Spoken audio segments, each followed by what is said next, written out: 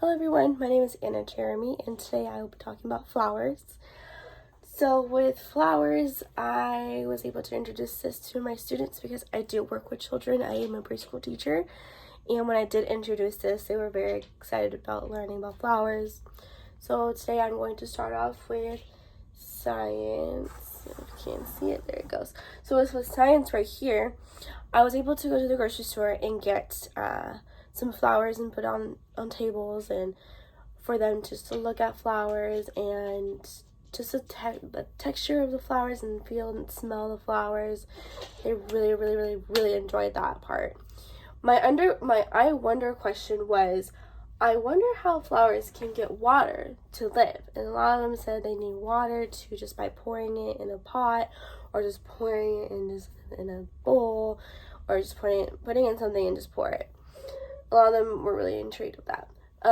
We start with math right here. So with math, a lot of them didn't want to do math, but I had to have some children do it. So what I did was I did a construction paper, and I had different type of flowers on it, and I did petals, and they were able to count the petals. And my I wonder question before I started the activity with them was, I wonder how many petals are on these flowers. And a lot of them said, oh, I think 5, and I think 10 or 12. And a lot of them wanted to count them, and that was great with their further counting skills as well. But a lot of them just kept skip counting, so I had to do the activity with them so they wouldn't feel like not confident enough in themselves to do the counting. But as you know, they started to do it. I left them alone, and so they started to do it by themselves, which I was really proud of them of. The next one is going to be art. I would say art was probably my favorite activity because I was able to see what they were doing and what their creativity of what kind of flowers they can create. I also think what really helped them was these type of flowers that I was able to print out for them and put on tables and have them pick out as many as they would like, and them to draw it. Excuse me. So they really had fun with that. This one right here, he said that it was roses are his mom's type of favorite flower, and that's why he chose that.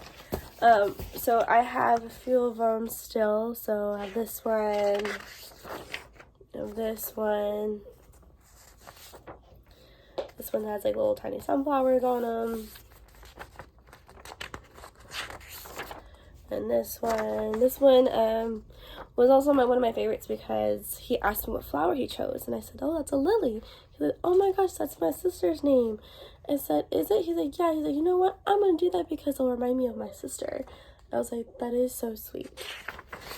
And then this one, I'm not quite sure what it is, but he said it was roses, so I'm gonna believe what he says. And a lot of them just had a lot of stories on what their flowers meant to them and all that type of stuff, so I thought that was really cool. The next one's going to be social circle. With social circle, I had each child come up and explain to their friends, and they sat next to me on what their pictures meant to them and why they chose that flower. And a lot of them said because it was their mommy's favorite flower, their daddy's favorite flower, and all type of elaborate stories on why they chose that flower. My I wonder question was, I wonder if anybody can tell me or knows more about flowers. And a lot of them kept saying, oh, they need dirt, they need water and sunlight, because I did read a book to them about flowers and what flowers need to grow. Then the language right here, if you can see it. Language, each child was able to tell me about, again, with their flowers, and I was able to do a little diagram, if you can see it. I did a bigger one, but I can't find it. I did a bigger one for them so they can understand it, but I was able to talk about the petals, I was able to talk about the stems, and then the leaf, and the roots, and what the roots do, and what the stem does, and all that type of stuff so they can understand it, and what else it does for the environment and for its flower, for itself. My I wonder question was for this, I wonder where the flowers can get their food from. And a lot of my students answered that question by telling me water. Water is their food. And I asked them, why do you think the water is their food? Oh, because you pour it in there and that's how they get their food. But a lot of them said, oh, they have water, their dirt is their food as well. I did explain, if you can see it.